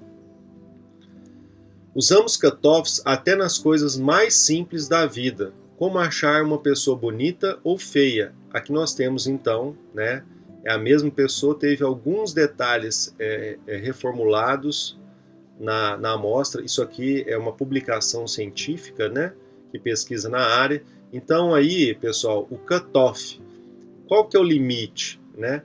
Inclusive, isso aqui, quando vai se fazer esse tipo de experimento, se faz com muitas pessoas. Começa a se mostrar fotos das pessoas, e essas pessoas que estão sendo analisadas, elas vão pontuando, tá bonito, tá feio, né? Essa aqui tá mais bonita, essa aqui tá mais feia, etc e tal, e vão pontuando. Só que isso, eu queria chamar a atenção de quem estiver trabalhando nessa parte, ou quem for trabalhar na parte clínica. Na parte clínica, a gente vai usar isso aqui também, né? Vocês vão ter os cutoffs de vocês, por exemplo, na análise de sintomas, só que isso depende de vocês também naquele dia. Por isso que é muito importante estabelecerem que, quando entrar para fazer, né, uma análise, seja independente aí se for medicina, enfermagem, educação física, nutrição, quando for fazer essa análise do paciente de vocês, para alguma determinada variação ali, né, alguma determinada doença, ou alguma coisa que você esteja pesquisando, psicologia também, né, é importante que você sempre que chegar naquele local para fazer o seu trabalho, você tem que chegar sempre com o mesmo humor. Eu sei que é muito difícil. mas esse nosso humor vai fazer a gente colocar o cutoff para cima ou o cutoff para baixo, né? Haja visto, por exemplo, numa festa, dependendo do nível de álcool que você esteja ingerindo, as pessoas numa festa podem ficarem mais feias ou mais bonitas, né? Brincadeiras à parte. Mas o conceito é esse aí, ok, pessoal? Imunoensaios, positivo e negativo. O cutoff, né? O que é o cutoff mesmo? É esse limite que a gente coloca, né? Que eu acabei de falar para vocês. O ideal é que a gente conseguisse ter um ensaio perfeito, 100% aqui descobrir quem é negativo e 100% descobrir quem é positivo, né? Mas infelizmente esse ensaio perfeito de alta especificidade e alta sensibilidade, ele não existe. O dicotômico perfeito, ele não existe, tá, pessoal? Por hora, pelo menos em ELISA, ele não existe, ok? E nem em quimiluminescência ou outros métodos de imunoensaio. Se eu colocar meu cutoff mais para cima, o que vai acontecer? Por exemplo, eu coloquei 5 desvios padrões. Eu posso ter pessoas que são positivas, que elas estão sendo diagnosticadas como negativas, ou seja, falso negativas. Se eu colocar meu cutoff para baixo, o que vai acontecer aqui? Essas pessoas aqui, elas são negativas, mas o meu cutoff está aqui, está colocando ela como positiva. Então ela é um falso positivo, ela é uma pessoa negativa, tá? Geralmente meu cutoff está para baixo quando eu quero fazer triagem, porque eu quero pegar, por exemplo, essas pessoas aqui, ok? Então estas pessoas aqui, por exemplo, numa bolsa de sangue, eu abaixo meu cutoff para quê? É melhor que eu desperdice algumas bolsas de sangue, não posso utilizar, do que talvez eu utilizar uma bolsa, né? Se eu colocar meu cutoff muito alto, eu utilizar uma bolsa que esteja positiva, isso é péssimo. Então é melhor que às vezes eu abaixe um pouco meu cutoff, né, num limite aí, confiável e que eu não desperdice tantas bolsas negativas assim, mas que eu garanta que a minha especificidade é alta para aquilo que eu estou procurando. Porque eu não posso passar uma bolsa de sangue para colocar em um paciente e transmitir para esse paciente, por exemplo, uma doença. Isso é péssimo. Ok, pessoal? Nós vamos falar um pouquinho disso no decorrer da aula. Então, veja bem, especificidade. A especificidade de um método reflete quanto ele é eficaz em identificar corretamente probabilidade os indivíduos que não apresentam a condição de interesse, ok? E na maioria dos casos são indivíduos sadios. Se eu estou procurando doença, indivíduos sadios. Já a sensibilidade é o oposto, é identificar os indivíduos que apresentam a doença, ou seja, os doentes positivos. Bom? Especificidade versus sensibilidade. Aqui nós vamos então aprender a calcular especificidade. O que é a especificidade? Eu pego os verdadeiros negativos e divido pelo total de verdadeiros negativos mais falsos positivos. Mas por que falsos positivos? Se é um falso positivo, é que na realidade meu cutoff, vamos voltar lá no cutoff, tá? Se é um falso positivo, quem que é esse pessoal aqui, ó? Esse cara aqui, que está aqui, o cutoff está aqui, ó. Esse cara que está aqui, ele é um falso positivo. Mas ele faz parte de qual grupo? Dos negativos. Então eu vou pegar os verdadeiros negativos que eu identifiquei e vou dividir pela soma desses verdadeiros mais esses aqui, ou seja, pelo total de negativos, tá? Então aqui, ó, se o cutoff está aqui, esse pessoal que ficou aqui são falsos positivos. Na realidade, um falso positivo é quem? Um negativo, tá? Então é isso que aquela fórmula quer dizer. Essa fórmula ela pega a especificidade e calcula.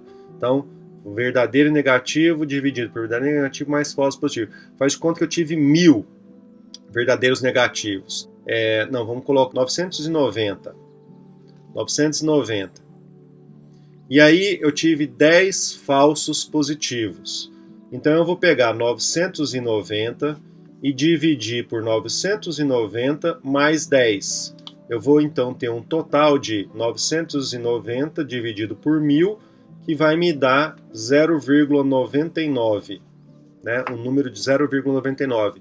Se eu quiser saber em porcentagem, eu multiplico por 100, ou seja, eu tive uma especificidade de 99%, tendo 990 verdadeiros negativos e mais 10 falsos positivos, que são negativos, ok?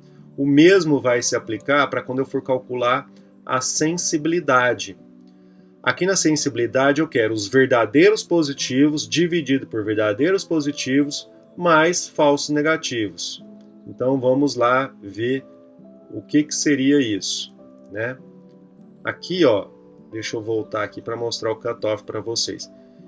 Tudo que está em vermelho aqui são os doentes positivos. Mas se eu coloquei meu cutoff muito para cima, eu vou ter doentes positivos que estão para baixo, ou seja, eles estão como se fossem negativos. Eles são falsos negativos aqui, né? Eles fazem parte do total de doentes positivos. Então, o que eu faço lá na fórmula? Pego os verdadeiros positivos e divido por os verdadeiros positivos mais os falsos negativos, que é o que está aqui na fórmula, tá? E aí eu vou conseguir, então, encontrar qual que é a minha sensibilidade. Ok, pessoal? Isso é muito importante. Então, o cutoff é o que eu estava explicando para vocês, né? O cutoff, ele pode estar acima e aí eu vou conseguir encontrar aqui todos os sadios, né? Então a minha especificidade vai ser alta. Se o cutoff, no entanto, eu vou ter falsos negativos, né? Se o cutoff tiver para baixo, tiver um cutoff baixo, eu vou ter uma alta, no caso aqui, né? Eu estou lá fazendo um rastreamento de alguma doença no sangue de uma bolsa, no sangue de um paciente que doou uma bolsa de sangue, né? Então, o que eu faço? Eu tenho um baixo cutoff. Para quê? Eu quero eliminar todos os positivos. Ou seja, eu vou pegar a bolsa aqui. Eu vou ter uma baixa especificidade, mas uma alta sensibilidade. E eu vou conseguir eliminar todas as bolsas infectadas, 100% delas. Ok, pessoal? Então, isso é importante aqui ser feito. Nesse caso aqui, onde está esse triângulo azul, vocês vão perceber que aqui eu tenho, por exemplo, pessoas que são negativas e pessoas que são positivas também. Ok? Esses caras que são negativos, as pessoas que são negativas aqui, quem elas são? São os falsos positivos, porque na realidade elas pertencem ao grupo, se esse cutoff estivesse no lugar certo aqui, né? Se estivesse mais para cá assim, ó, ela pertence ao grupo dos negativos, ok? Então, como eu havia falado previamente para vocês, além dos métodos diagnósticos, esse conceito pode ser utilizado para sintomas e sinais. Pode ser sensível para uma doença, pode ser utilizado para exclusão de doença. A gente usa cutoffs todos os dias que a gente acorda, em várias situações durante o dia. Interpretação dos resultados, né? O índice ELISA da amostra. Então é muito utilizado isso em laboratório. Geralmente, só falar uma coisa para vocês. Quando a densidade óptica, por exemplo, de uma amostra deu muito próxima ao cutoff, 10% em torno, né, próxima do cutoff, para cima do cutoff, o laudo é dado como inconclusivo. E aí é requerido fazer um outro teste com outro método. Se fez com ELISA, vai fazer com, sei lá, com quimiluminescência, ou até mesmo mandar para fazer um outro método, um gold standard, como por exemplo qPCR, né? Algo nesse sentido, ok, pessoal? Então é importante que vocês entendam isso. E aí o que é o índice ELISA? A densidade óptica, né, da amostra sobre a do cutoff. Se a do cutoff for 0.100, ok? E a leitura lá da amostra deu 0.500, eu vou pegar 0.500 e dividir por 0.100. Qual que vai ser meu índice ELISA? 5, né? Se o índice ELISA aqui ele coloca como acima de 1, se a minha amostra tinha, o meu índice ELISA, desculpa, meu cutoff deu 0,100 e minha amostra deu 0,100, 0,100 dividido por 0,100 dá 1.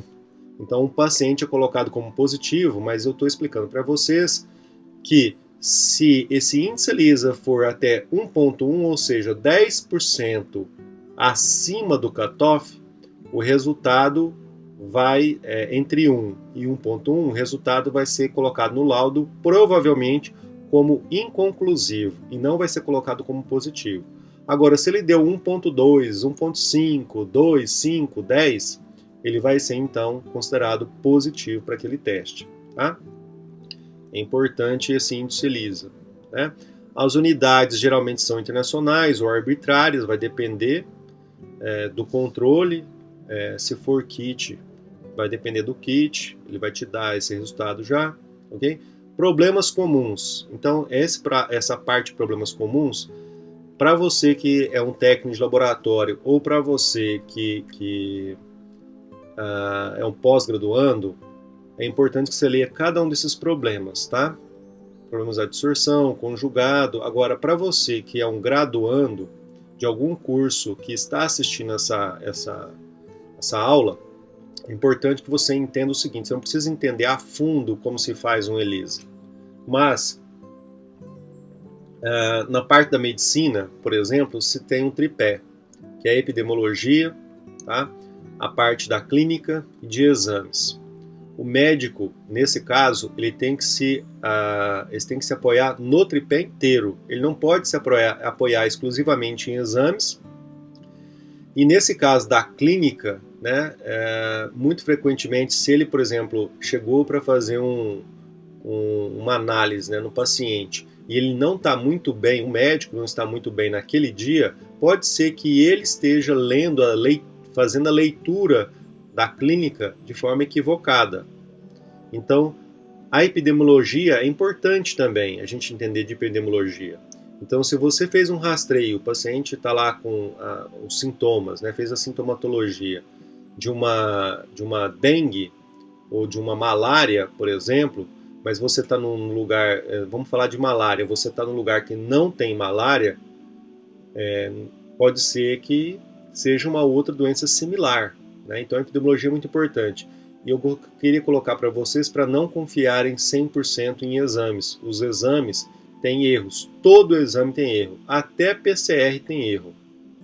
Então, é importante que o tripé seja acompanhado sempre. E por que você precisa entender de ELISA? Né? No caso de um médico, se ele está numa cidade com alta prevalência de malária, e ele pediu um teste lá, qualquer que seja o teste, não só ELISA, ele pediu um teste, o teste deu negativo, mas o paciente está com todo o quadro e sintomas, pode ser que o teste esteja errado. Né? Então aí é uma decisão do médico de tomar uma atitude referente a isso. Né? Porque se demorar muito pode ser que o paciente piore e pode vir a óbito, então isso é importante. Tá? E então falar sobre essa parte aqui de problemas comuns do ELISA, então eu acho que é importante para quem vai aí utilizar, né, o ELISA. Então eu peço a vocês, pós-graduandos ou técnicos de laboratório, que forem utilizar, né, ou então estudantes de biomedicina que vão lidar com isso aqui. Quem for lidar com isso aqui diretamente, é importante verificar cada um desses erros aqui, né? Mas para outros estudantes que não vão lidar, não vão ser técnicos de laboratório e não vão fazer pós-graduação, não estão fazendo pós-graduação, acho que nesse momento não é tão importante assim. A quimiluminescência, né, pessoal? Também tem essas siglas aqui, para essas duas aqui relacionadas ao inglês e essa aqui relacionada ao português, né? Então, vocês lembram de ELISA? A quimiluminescência ela vai utilizar o mesmo princípio de ELISA. A quimiluminescência, método diagnóstico imunológico baseado na emissão de energia luminosa a partir de uma reação química. Ok, pessoal? Então, é uma reação química. Aqui estão, né, por que chama CMIA, o CLIA e o QLM, ok? Os dois primeiros do inglês e o último aqui vem do português.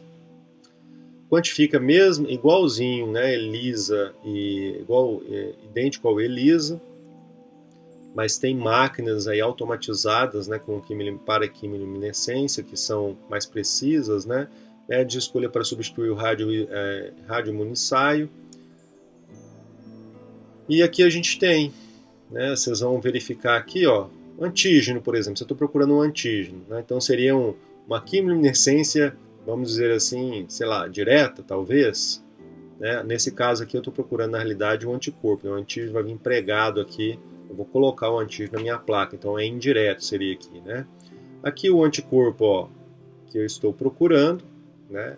O alvo, então é uma quimiluminescência, se a gente fosse comparar com ELISA, indireto, né? Aqui o secundário, ligado aqui, então que vai favorecer uma reação química. Aqui nós temos então uma enzima peroxidase, fosfatase, alcalina xantina oxidase, entre outras, né?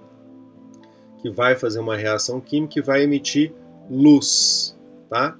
Lá no ELISA, a gente emite cor. Aqui se emite luz. Ok, pessoal? Essa é basicamente a diferença entre ELISA e quimiluminescência. Aqui o substrato, tem N tipos de substratos e oxidantes.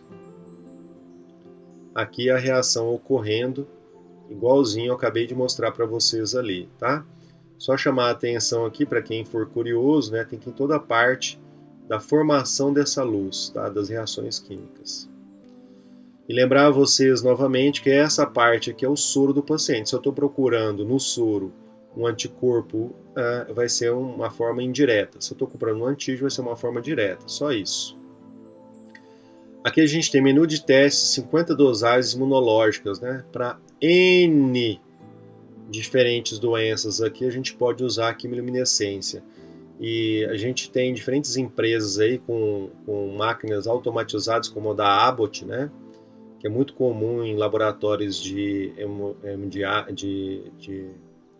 análise de sangue, né? Então, esses laboratórios hemocentros, que a gente chama, é muito comum ter essas máquinas de quimiluminescência automatizadas, que favorecem muito a rapidez e segurança e reduz o erro humano, né, dos testes. Aqui está uma máquina, que é a da Abbott, por exemplo. Ok? Aqui está a produtividade específica dessa máquina aqui. Essa foto aqui foi me cedida pelo pessoal do Hemoacre, né? Aqui vocês podem ver a máquina da Abbott nessa parte do laboratório. Aqui nós temos então os reagentes, todos eles, né? Dessa parte aí de quimiluminescência. Os insumos que vão ser utilizados. Aqui a reação, né? A amostra, a micropartícula magnética, então nós vamos ter anticorpos grudados, que são variações de quimiluminescência.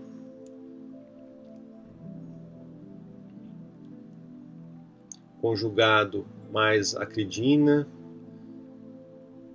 lavagens, né, pessoal? E aqui nós temos então ácido base e etc. Só como que ocorre aqui. Então a solução pré-ativadora vai ativar a reação e aqui nós vamos ter a solução ativadora.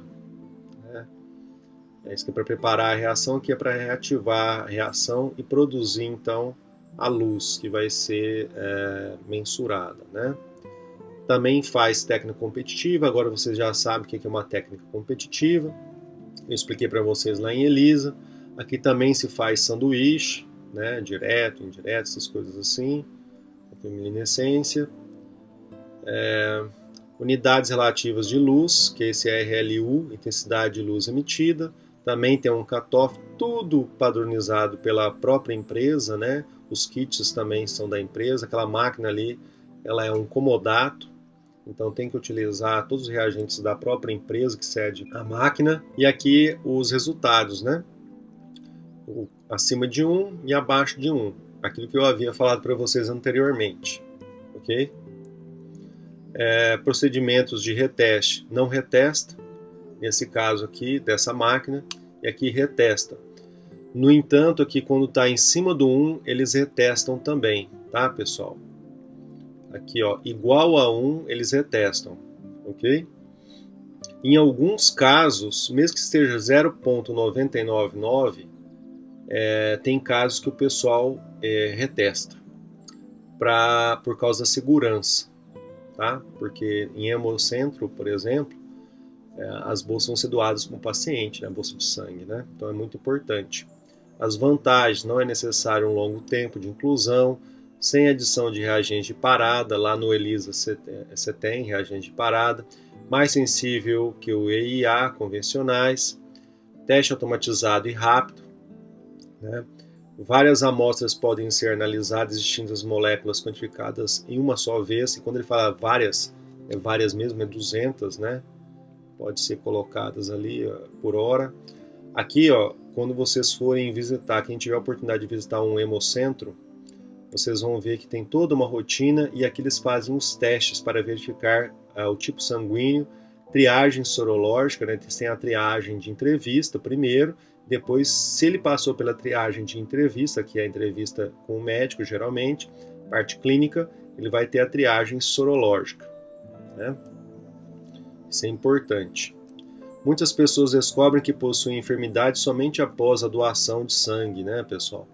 Vamos falar um pouquinho dessa parte. As doenças transmitidas através do sangue são graves e podem ser fatais para determinados receptores do sangue, as pessoas que vão receber o sangue.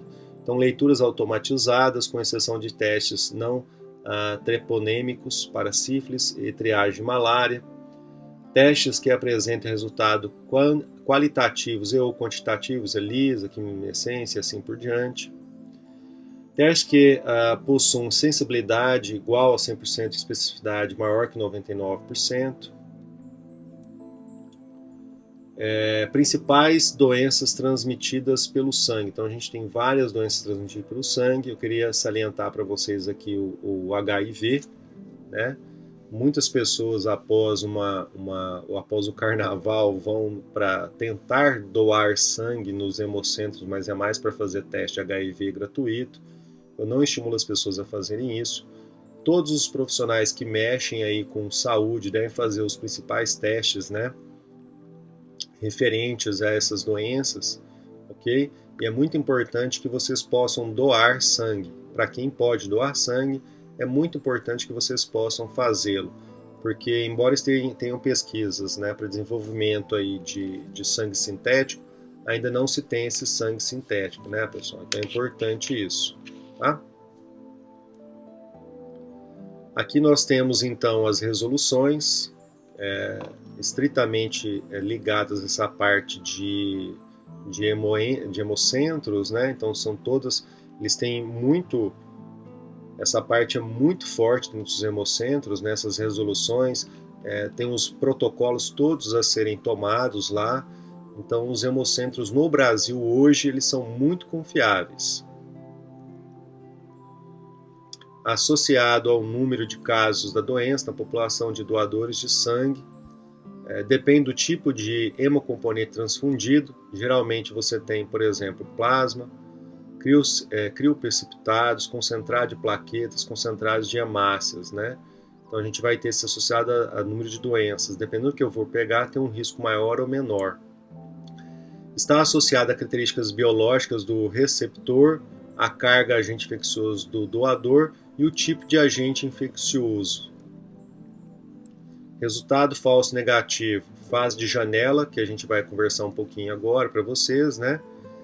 Pré-soroconversão, variáveis virais, soroconversão atípica e erros laboratoriais. Então, falsos negativos são muito perigosos no caso de um hemocentro.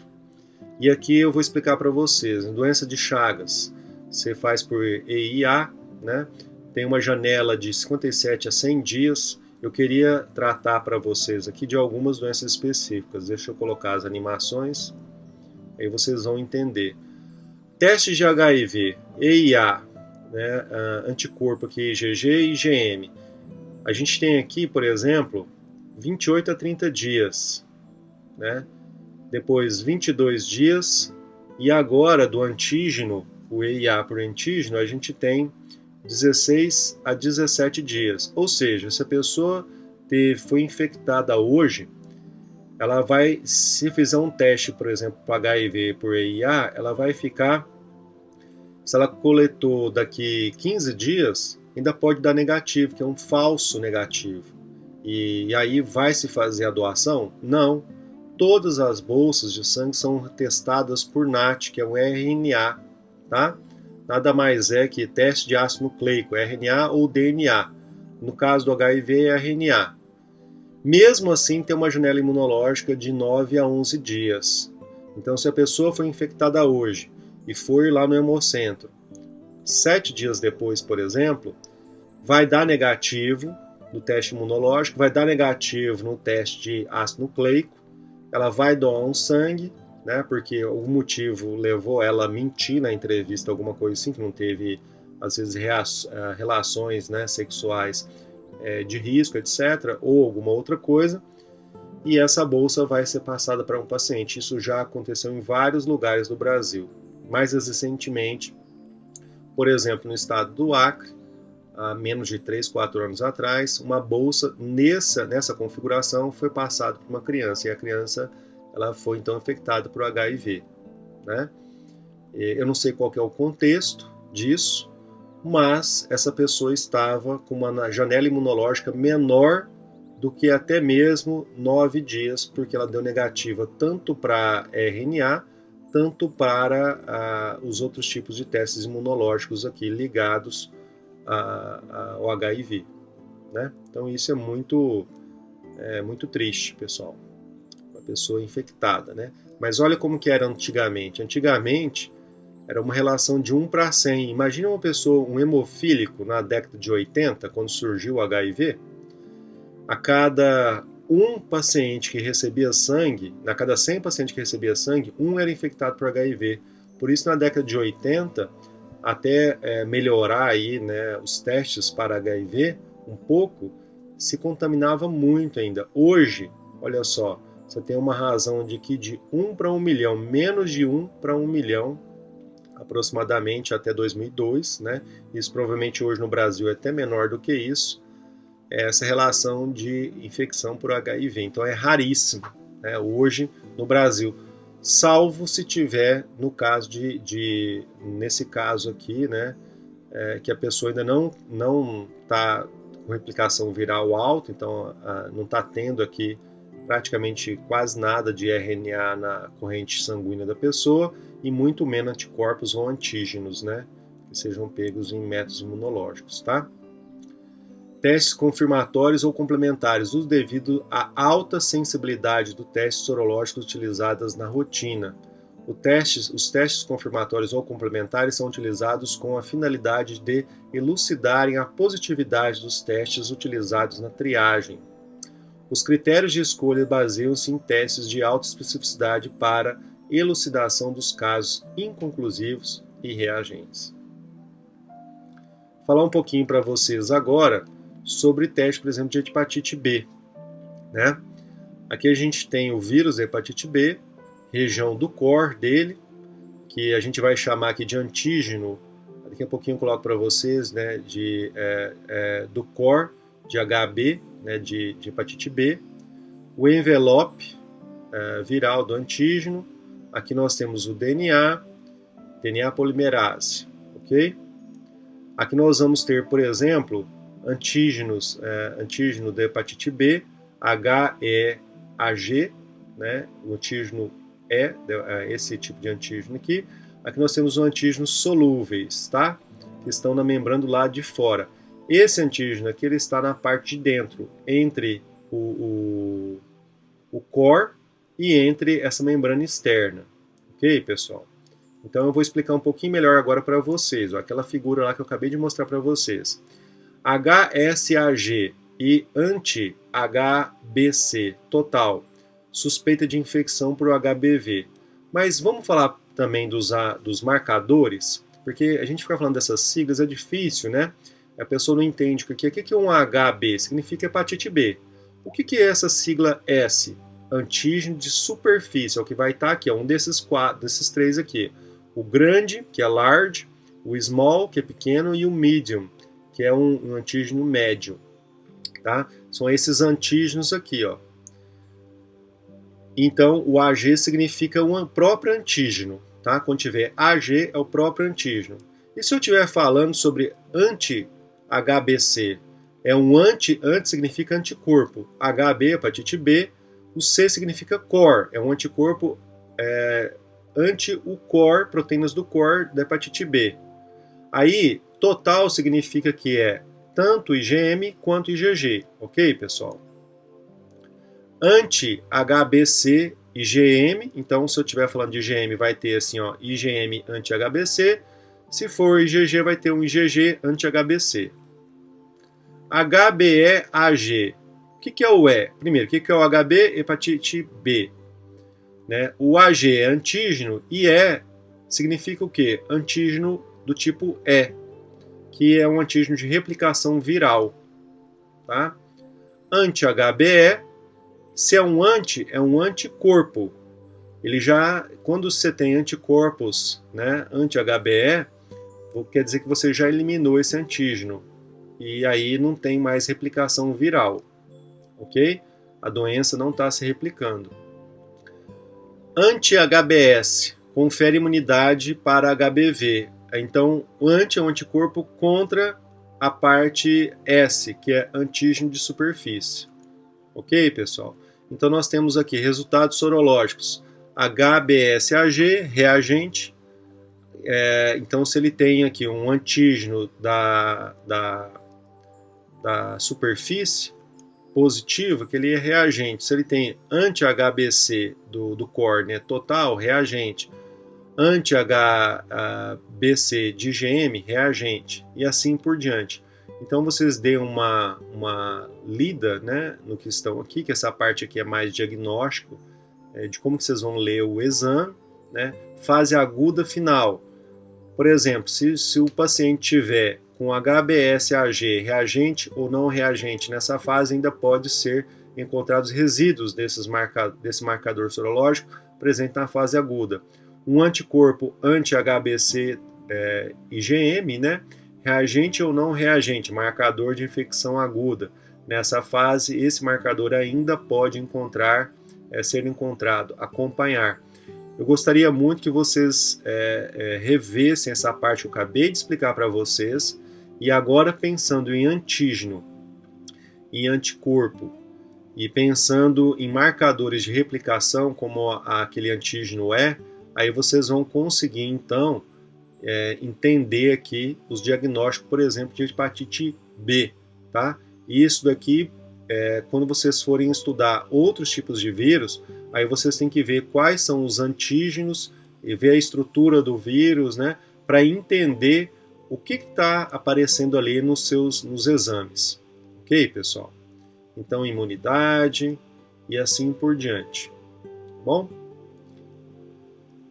Fluxo de trabalho no laboratório, identificação de coleta de amostra, recebimento da amostra, controle de temperatura, isso aqui é muito importante, transporte ambiente, equipamentos, preparação da amostra, centrifugação, por exemplo, realização dos testes, análise e lançamento de resultados, conclusão e liberação.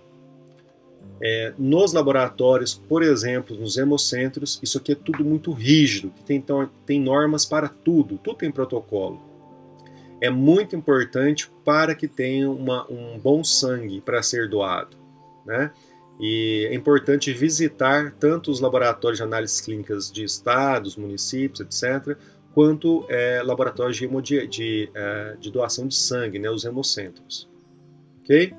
Controle de qualidade do laboratório. Então, avaliação do kit diagnóstico antes da aquisição, se é um bom kit, o lote do kit, controle de qualidade do lote e remessa, controle de qualidade da rotina comercial e interno, controle de qualidade externo, tudo isso aqui é feito nesses laboratórios referências, tá? Ferramenta de gestão de qualidade, isso aqui é muito importante. Procedimentos padronizados, validação dos processos, indicadores, registro de não conformidades, de ações corretivas, de melhorias, manutenção e calibração dos equipamentos e rastreabilidade. Isso é tudo muito importante. Aqui nós temos um teste rápido, por exemplo, para HIV. Aqui nós temos uma região de controle, uma região T2, que é para HIV do tipo 2, e assim o 1 para HIV do tipo 1. Podemos verificar aqui como que ocorre esse método. Tá? Vai ser recolhido aqui o sangue do paciente, vai ser jogado num local específico dessa amostra com um tampão. Esta amostra, então, ela vai começar a correr para dentro de, como se fosse uma fita, dentro desse teste. E aí nós vamos poder visualizar linhas. Essa visualização é exclusivamente se por um acaso grudar anticorpo aqui, ok? Anticorpo específico. Bom, professor, e se não aparecer nenhuma das 3 linhas? O que isso quer dizer? Que o teste não pode ser utilizado, porque no mínimo tem que aparecer a região controle, tá? No mínimo tem que aparecer esta linha aqui. Professor, então se aparecer essa linha e não aparecer nenhuma outra linha aqui, isso quer dizer que a pessoa não tem HIV nem do tipo 1 nem do tipo 2? Na maioria das vezes esse pensamento é correto. No entanto, vamos acalmar um pouquinho, porque nós temos uma situação chamada janela imunológica. Se essa pessoa teve o contato com um patógeno há pouco tempo, por exemplo, como o HIV, essa pessoa pode demorar alguns dias ou semanas para começar a aparecer na corrente sanguínea dela uma concentração de IgG e ou IgM específico contra aquele patógeno. Então, não necessariamente, se uma pessoa num teste rápido, nestas 2 bandas aqui não aparecer nada, ela seria uma pessoa negativada, porque ela pode estar justamente no que a gente chama de janela imunológica, ou seja, ela está infectada, mas ainda o sistema imune dela não conseguiu reagir de certa forma para produzir marcadores ou produzir resposta imunogênica. No caso, um anticorpo é um tipo de resposta imunogênica que, no método diagnóstico, é tido como um biomarcador. Então, esse resultado aqui pode ser um falso negativo, ou seja, está negativo, mas na realidade pode ser positivo. Se esse teste, por exemplo, for feito 2 semanas, 1 semana, ou pelo menos alguns dias depois, talvez ele poderia dar positivo para um dos 2 tipos de HIV. Aqui estão as referências e agradeço aí por vocês terem assistido esse vídeo. Espero que eu tenha contribuído para com vocês. Um grande abraço, até mais.